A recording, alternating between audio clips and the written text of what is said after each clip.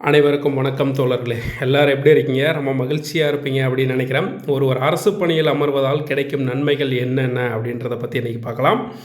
பொது பலன்கள் என்ன அப்படின்னா, இல்லாத ஏழை எளிய மக்களின் தேவைகளை உங்களால் பூர்த்தி செய்ய முடியும். நேர்மையாக பணிபுரிந்து நாட்டின் நலனுக்காக நம்மளால் துணை நிற்க முடியும். அதிகாரம் கையில் இருந்தால் நிறைய ஏழை எளிய மக்களுக்கு பொது சேவைகளை தைரியமாக செய்ய முடியும்.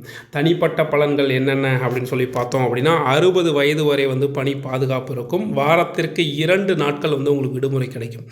மேலும் அரசு விடுமுறை நாட்களில் உங்களுக்கு விடுமுறை கிடைக்கும். வருடத்திற்கு 12 நாட்கள் தற்செயல் விடுப்பு, 3 நாட்கள் வரையறுக்கப்பட்ட விடுமுறை. நாட்டில் என்ன நடந்தாலும் 31ஆம் தேதி டான்னு உங்களுக்கு சம்பளம் வந்துடும். ஒவ்வொரு வருடமும் 3 முறை சம்பள உயர்வு, 6 மாதத்துக்கு ஒரு முறை அகவலைப்படி, ஒரு வருடத்திற்கு ஊதிய உயர்வு. ஓகேங்களா? அதுக்கப்புறம் பார்த்தீங்க அப்படின்னா, பணியில் சேர்ந்த 4-5 வருடங்கள் கழித்து பதவி உயர்வு. பணியில் சேர்ந்த 4 வருடம் முடிந்து விட்டால் வீடு கட்ட, வீடு வாங்க எந்தவித முன்ஜாமீனும் இல்லாமல் 40 லட்சம் வரை கடன் நீங்கள் பெறலாம், அதுவும் குறைந்த வட்டியில்.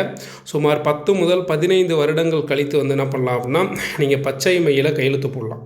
பணியில் இருக்கும்போது இறந்து விட்டால் வாரிசு ஒருவருக்கு வேலை கிடைக்கும். இறந்த அன்று உடனே 5 லட்சம் என்ன பண்ணுவாங்க அப்படின்னா விடுவிப்பாங்க. 10 வருடத்திற்கு ஒரு முறை சம்பளம் மாற்றி அமைக்கப்படுது. ஓய்வு பெற்ற பின் பல லட்சங்களில் கிடைக்கும் பலன்கள் வேறு இருக்குது. இவ்வளவு நன்மைகள் ஒரு அரசு பணியை பெற நாம் என்ன செய்ய வேண்டும்? முதலில் மனநிலையை தயார்படுத்த வேண்டும். பல லட்சம் பேர்கள் தேர்வு எழுதினாலும் உண்மையான போட்டி என்பது சில ஆயிரம் பேருக்குள்ளு தான். 10 லட்சம் பேர் தேர்வு எழுதினால் 30,000 பேருக்குள் தான் போட்டி இருக்கும். பெரும்பாலோர் தேர்வுக்கு முந்தைய 10 நாட்கள் அல்லது 1 மாதம் மட்டுமே படித்துவிட்டு தேர்வு எழுத வருகிறார்கள். முறைப்படி படிக்காமலும் முழுமையான தயாரிப்பு இல்லாமலும் தான் 80% பேர் தேர்வு எழுத வருவார்கள். எனவே தேர்வு எழுத வருபவர்களின் எண்ணிக்கையை பார்த்து கவலைப்பட, பயப்பட வேண்டாம்.